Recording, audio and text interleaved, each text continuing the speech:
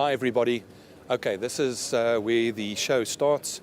The judges are already starting to judge the various vats, and the weather's nice and rainy and nice and cold, as you can see the way we all dressed.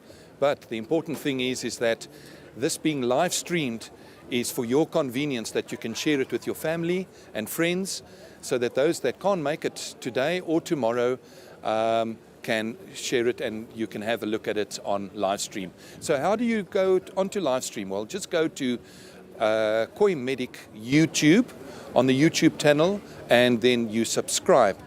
And then it would also give you a notification when we are going live again with the with the next session, if I can call it. So basically what happens now is that all the people have brought their fish to be judged.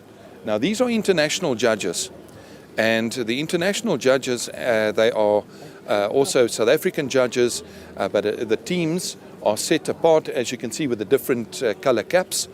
And what happens is that they now start doing their judging.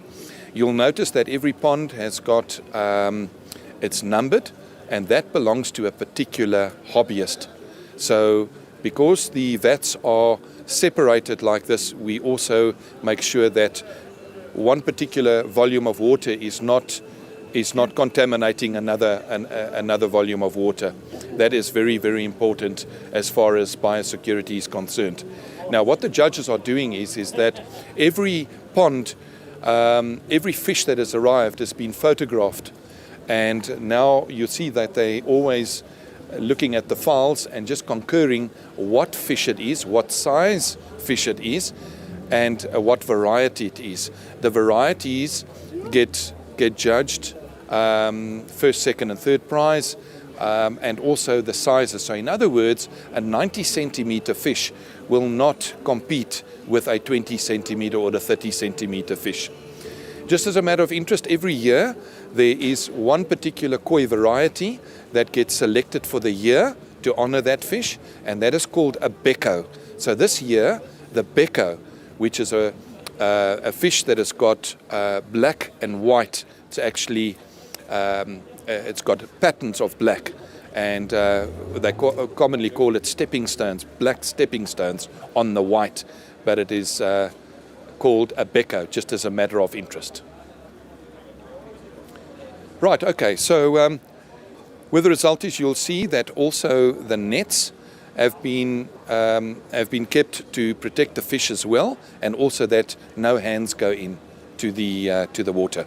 The most important thing as well, you won't find the public in the vicinity, in the area where the fish are being judged, and that is very important, because the judges, they have to concentrate at making sure that they are fair to every single fish that has arrived for the competition. And what they do is they have a series of ways of how they judge. You'll notice that the judges have a little scoring booklet that they walk around with, and what they do is they then have an internal discussion on the quality of the fish, and they also have a look, and each judge has their own scoring system. Some work on percentages, other works on numbers. In other words, if there's 5 in that particular category that needs to be judged against each other, then 1 to 5, and then they eliminate the worst of the 5, and so forth and so forth. But each judge has their own system by which they work on. So yes, as far as the judging is concerned, as I said, there's international judges. You'll see that there's also a netter and a bowler. Each pond has its own net and bowl, so that we don't have contamination. As you can see, they then concur and they have a look at the fish that they see, and they then go to the file and have a look at the photograph to make sure that there is no mistake of what they're judging that is not in a particular or the wrong category. You start confused could be pretty pretty hectic, especially when it comes to prize giving. So as you can see, Mike Harvey there, he's an international judge, and then of course you also got trainee judges as well, and our judges are based on the ZNA, Zen Nippon Arankai, ZNA judging format, and they do have an academy in South Africa, and do an excellent job of providing good judges that are very knowledgeable. Right, at the same time, from a live streaming perspective, you know, we talk about a koi show. You want to now see koi fish. So let us zoom in and have a look at some of the fish that are on show so that you can really appreciate what we got.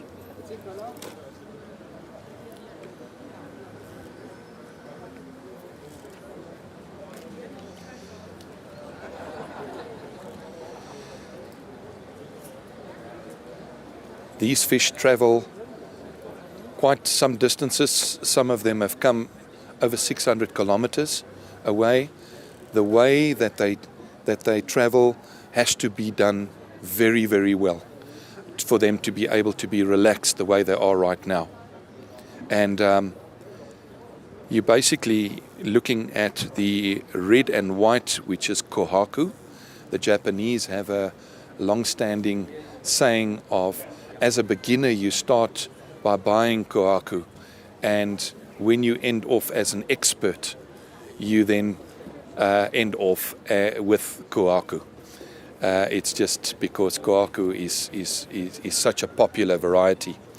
Then, of course, you get the sanki, which is a red, white, and black, and then you get your shawa, which is also your red, white, and black, but the black is on the face. The sanki will not have the black on the face. Sanki, all the names like Shiroji and Sumi and He, those are all color names, and all the koi fish names are from Japan. And they're all Japanese names. For instance, if you have a yellow fish, it's known as a yamabuki, and a yamabuki means yellow rose. Ochiba means autumn leaves floating on water. So it's sort of that mottled.